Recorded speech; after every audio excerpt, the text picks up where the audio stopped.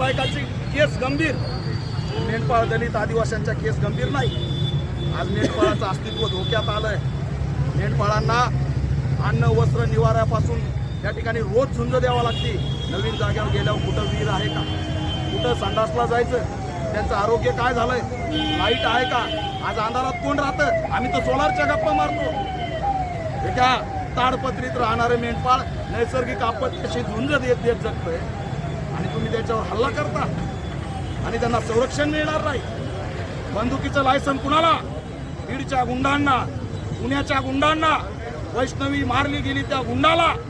मेंढपाळाला बंदुकीचं licence नाही, दलितांना आदिवासींना लायसन नाही. हे कुठवर सहन करायचं आणि अहिल्याबाई होळकरांची जयंती आम्हीच करतोय म्हणून सांगायचं. आणि त्या अहिल्याबाई होळकरांचं इथं राज्य होतं, कुणावर अन्याय नाही केला अहिल्याबाई होळकरने, लोक कल्याणकारी काम केलं आणि ते आज त्यांच्या लेकराला गुलाम करता. संविधानाचा मूलभूत हक्क आणि अधिकार तुम्ही नाकारता. वन विभागात गेलं की ते हाकलून देतात.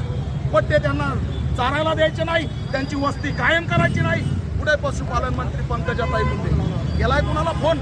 3 दरोडे झालेत या 8 दिवसात. याच्या तरी घटनेला त्यांनी भेट दिली. मेंढ्या आम्ही सांभाळायच्या, रगी उद्योगपतींनी बनवायचे मेंढ्याच्या केसापासून, त्यांच्या मांसापासून हे करोडपती होणार का बरं? आमचं मॉडर्न इंडियामध्ये आम्ही येत नाहीत, मेक इन इंडियामध्ये आम्ही येत नाहीत. गोशाळ्याला 2-2, 5-5 कोटी अनुदान, मेंढीपाळाला काही 1 रुपया नाही. म्हणजे गायापेक्षा मेंढ्या महत्वाच्या नाही, जनावर आहेत ना, करू द्या त्यांना व्यवसाय. हे सगळे गंभीर प्रश्न आहेत. हा आवाज आणि आक्रोश आली आहे.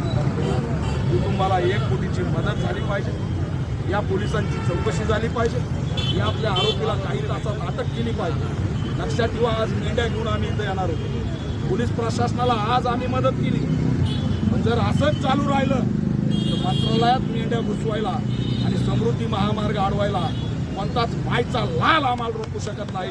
हा इशारा सुद्धा आज यामध्ये आरोपीला तात्काळ अटक झाली पाहिजे.